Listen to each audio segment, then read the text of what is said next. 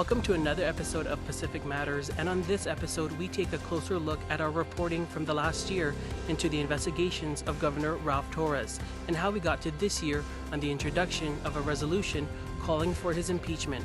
In our first story, we report on the CNMI legislature's probe in July 2020. CNMI Speaker B.J. Ataw establishing a bipartisan special committee on fiscal review of executive expenditures, the legislature narrowing in on questionable spending throughout the Torres administration. And also to give the governor an opportunity, give him an avenue to clear his name. If these accusations are wrong, then they're wrong. The accusations related to alleged abuse of funds indicated in documents obtained through the Open Government Act request from the minority to the Secretary of Finance. The Committee on Ways and Means also passing on information. That we're going to do the things the right way the first time. We shouldn't rush stuff like this. We should take our time and make sure that we have all the proper information. Congresswoman Tina Sablan says their inquiry started in October, raising several issues. The first-class travel, which is explicitly prohibited in the law, to be funded by the government, that was one of the big concerns. But also there are questions about the governor's reimbursement for certain types of expenditures that really seem to be either for personal or political purposes. The news comes amid budget hearings and separate oversight by the Special Committee on Federal Assistance and Disaster-Related Funding. Representative Ralph Torres chairs both panels. When a complaint is brought up, the House is in charge of the purse, so we're going to have to do our job and look at it, whether it's justified or not. The governor's press secretary, Kevin Bautista, responded to the developments. The composition of the committee seems also implicitly very targeting. If we're going to be completely honest with you, at the end of the day, and this is what we talked about as a staff, here in the governor's office and the administration, we have no luxury to play gotcha or do politics in the midst of a pandemic, in the midst of an economic shortfall. Just a day after that report, CNMI Lieutenant Governor Arnold Palacios and Secretary of Finance David Atalig weighed in on the formation of that special committee. Press briefing this morning, CNMI Lieutenant Governor Arnold Palacios commenting on the establishment of a House Special Committee on fiscal review of executive expenditures this week. Today, I hope that we're fair and reasonable to each other, at least to the governor too. The committee also needs to take a look at whatever it needs to take a look at. I believe it needs to take a look at. The governor's press secretary, Kevin Bautista, told KUAM yesterday that they've been transparent. We know public funds are something that needs to be properly accounted for, and the Department of Finance has done everything it can to show those documents and work with the legislature. Those public records of spending dating back to 2014. Secretary of Finance David Atalig says he has no comment on actions prior to his first day on the job in April last year. Should the oversight happen regarding the governor's expense, I'm happy to represent the finance department, and should there be some expenses that shouldn't have been approved or didn't follow some procedures, I'm willing to make those changes to ensure that don't be repeated. A few weeks later in July 2020, a House panel sets deadlines for documents requested from agencies. So two things going on right now. Our legal counsel is drafting the words in the subpoena, and there's some technicalities that needs to go through before we go through the process. As far as what was requested by the minorities 7 months ago, I'm still waiting for that list. House Special Committee on Fiscal Review of Executive Expenditures Chair Ralph Torres says the first deadline for its members is tomorrow. The other committee, we had no problems requesting for information, so it's just precautionary, I guess. Should they decide, because we are actually investigating the expenditure of the executive branch.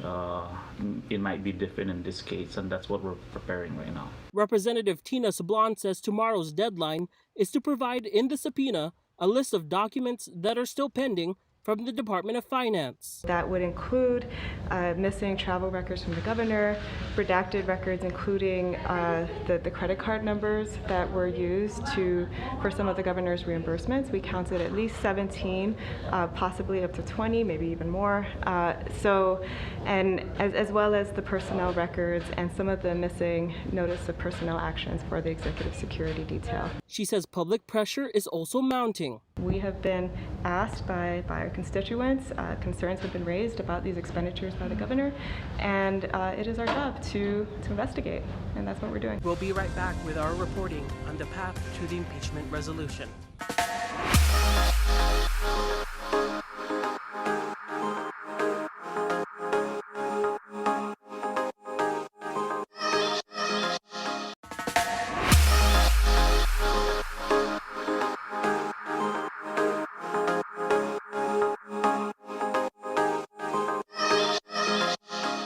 Welcome back.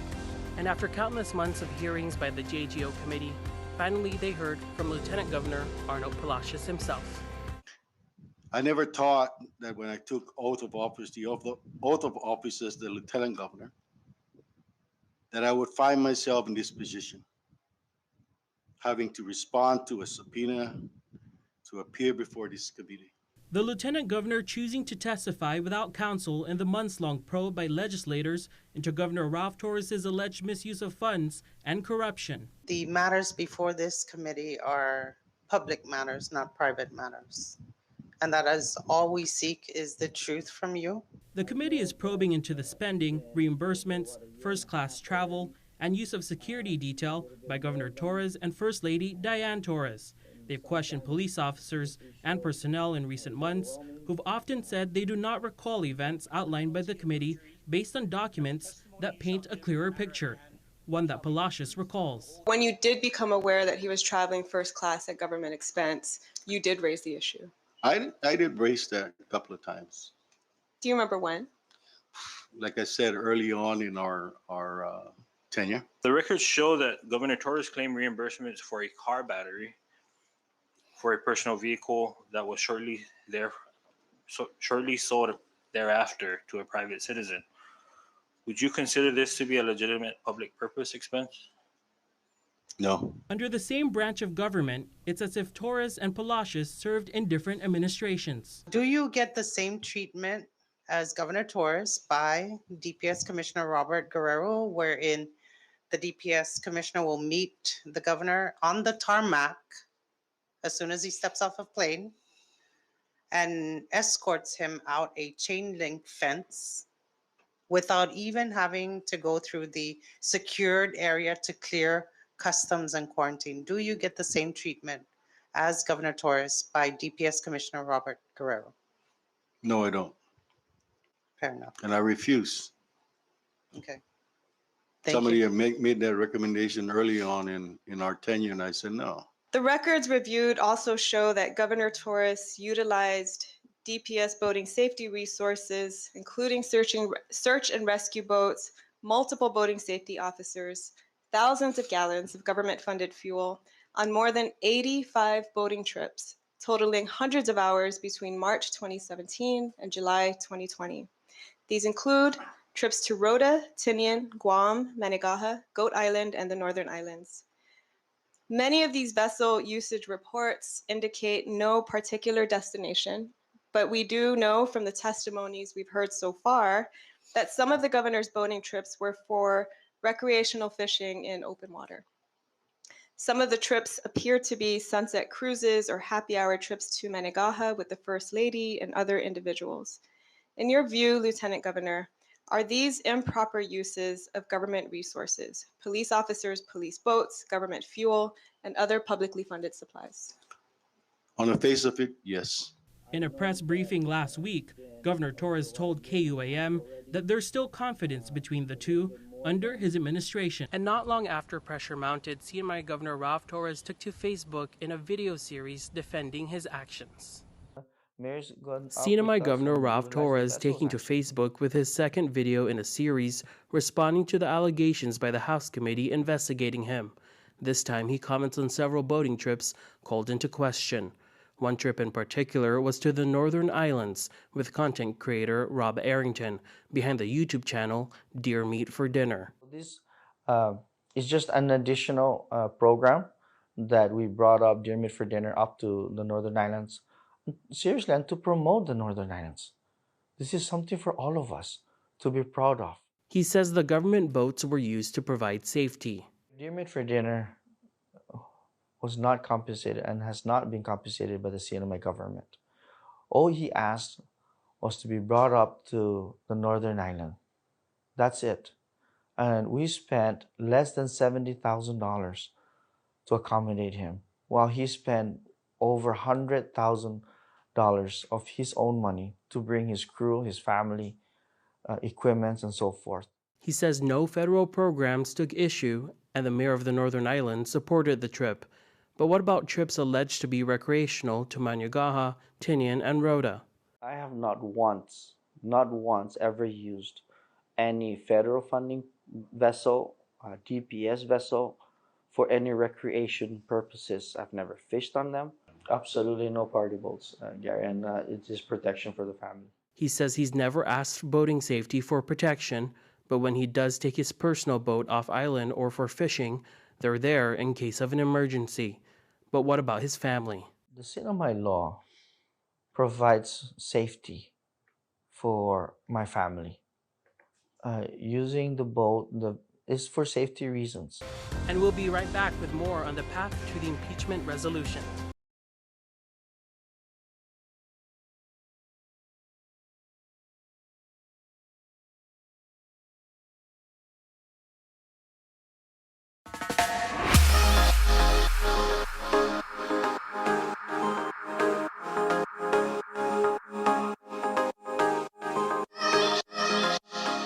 On December 14, the investigative committee found CNMI Governor Ralph Torres in contempt, and Governor Ralph Torres says they're on a witch hunt. All 7 members voted to hold Governor Ralph Torres in contempt of a lawfully served subpoena on himself. The House committee investigating the governor taking action for his no-show last Friday. The governor this morning made clear he isn't backing down. Their agenda is simple. The House JGO committee wants to impeach a governor who was elected by the people. But who do they not like? I will not be attending the House JGO committee hearing because the executive branch is a separate and equal branch of government under the Commonwealth Constitution and must be treated equally to the legislative branch. Torres taking to Facebook in a series of videos explaining his side of the story, while it appears both sides have had enough. If the governor had come in to testify under oath today, we would have asked him to explain his actions. We would have asked him to explain his spending of public funds. We would have asked him to address what appears to be a pattern of wasteful and extravagant abuse of government resources. Chair Selena Babauta says the decision did not come lightly. For months, Governor Torres has been longing, yearning to clear his name.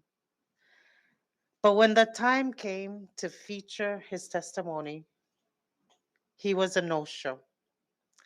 He rejected being put under oath to provide any explanation or responses to the JGO inquiries. This was his opportunity, and he blew it. Now, a potential legal battle between the two branches of government hangs in the balance. I do this to protect not only the rights as governor, but to protect the institution of governor under the Constitution, and thus protect future governors from arbitrary overreach by future legislatures. And not long after that, on December 20th, the resolution calling for his impeachment was introduced by Representative Selena Babauta. Parabehu introduce House Resolution 22-14, impeaching Ralph Torres, Governor of the Commonwealth of the Northern Mariana Islands, pursuant to Article 2, Section 8 of the Constitution of the Commonwealth for commission of felonies, corruption, and neglect of duty. The resolution calling for the impeachment of Governor Torres was formally introduced in a House session Monday morning. I will be creating a special committee on impeachment, and we'll be appointing members. A memo will be coming out at a later date. The resolution, pre-filed by Babata on Friday, was backed by at least 12 other lawmakers out of the 20-member body. When it comes to an eventual vote, impeachment would require 14 of them. It faces a narrow battle in the Senate, who would hold a hearing and could vote to convict. Some residents speaking out. The governor got away with these crimes because he was protected by a code of loyalty and silence of the AG in the legislature and even the lieutenant governor, making this committee the people's best hope for justice. Will you amend these articles to include previous governors and lieutenant governors who have done the same? If it's true that the Lieutenant Governor Palacios, as other lieutenant governors may have done, signed the travel authorization for Governor Torres, that he too, Lieutenant Governor Arnold Palacios, be held in violation for approving that TA? Or is it just Ralph De Leon Guerrero Torres? And we'll be right back with some of the latest developments as the year ends.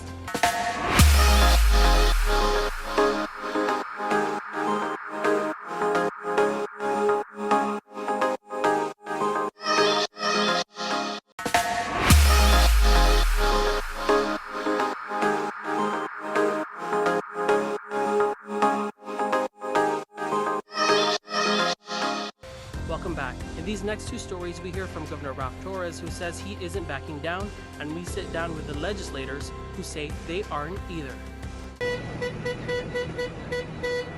Last night, more than a dozen demonstrators took to the streets on Saipan, calling for the impeachment of Governor Ralph Torres. This morning, we asked Torres if he denies old charges and if he's innocent. Of course, absolutely. He says he wants to put the issue to rest, but the wheels are in motion at the legislature. It's likely that 2/3 or 14 members of the House will vote to impeach the governor in the coming weeks or months. I'm very confident that at the end of the day,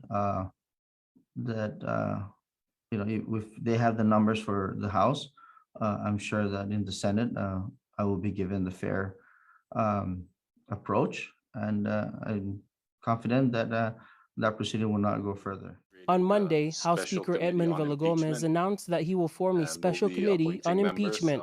Torres requested that lawmakers appointed to that committee aren't biased and don't have complaints of their own. Tina Sablan, for example, she's running for governor.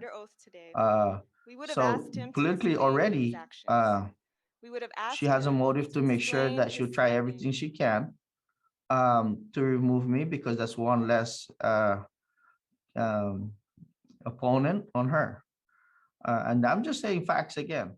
Those facts, in black and white, paint a different picture for each party. At the end of the day, when it comes to policy decisions, right, it's a numbers game. And he sees the numbers, and, we could have railroaded it, but I didn't want to go that way. House Speaker Edmund Villagomez formed a 9-member bipartisan special investigating committee on impeachment to deliberate on the resolution backed by at least 13 lawmakers, one shy of the 14 votes the House would need to impeach Governor Ralph Torres. There's people out there that want to see this expedited, and then there are some that agree with the process. So I feel that this is the fair way to go. The committee has 30 days to take action, which could include a vote by all 20 lawmakers as soon as mid-January. It comes after months of hearings by the Judiciary and Governmental Operations Committee. We wouldn't necessarily be doing everything over again because we have all the documents, all the exhibits. I believe this is a fair committee composition. However, the governor might not agree.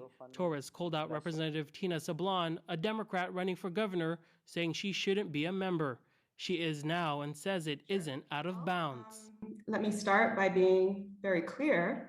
I do support impeachment. I signed that resolution, and I will be voting yes when it gets to the floor.